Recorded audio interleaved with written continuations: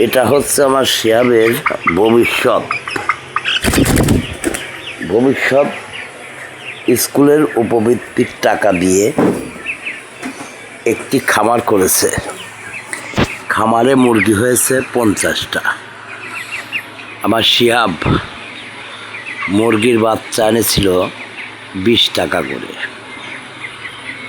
স্কুলের উপবৃত্তির টাকা পেয়ে আমার থেকে কয়টা টাকা হাওলাত নিয়ে আমার ছেলে একটি খামার করেছে। এই ছেলে ক্লাস 4-এ পড়ে।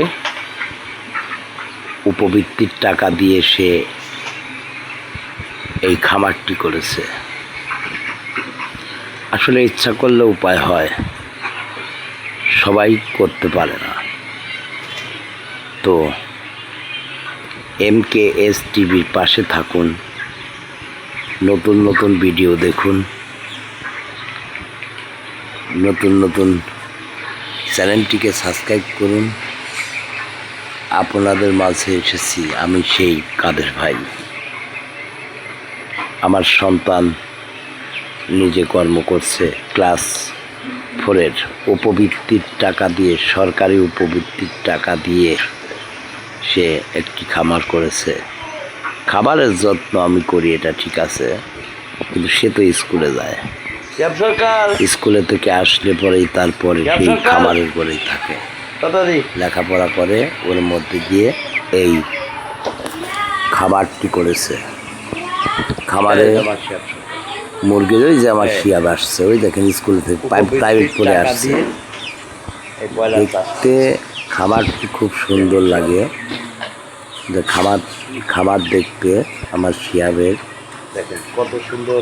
আমরা একটু দেখাশোনা করি। স্কুলে যাওয়ার সময় স্কুলে যায়, প্রাইভেটের সময় প্রাইভেট পড়ে, আর বাড়িতে আসলে খালি মুরগি ফুটছি পারে কত বড় হয়েছে, কত ফিট করে হয়েছে। ছোট মানুষ তো খালি এটাই দেখে ভাই। গ্রাম বাংলার সম্প্রচার করি আমি। গ্রাম বাংলায় বাড়ি আমার, গ্রামেই থাকি আমি। তারপরে সে বুঝতে পারবে গ্রাম বাংলার সম্প্রচার কি। চ্যানেল ভালো লাগলে চ্যানেলটিকে সাবস্ক্রাইব করুন, পাশে থাকুন, নতুন ভিডিও দেখুন। MKS TV, Dhanuaghata, Pabna. আপনাদের সুপরিচিত ছেলে আমি। ধন্যবাদ। MKS টিভির পাশে থাকুন। ধন্যবাদ।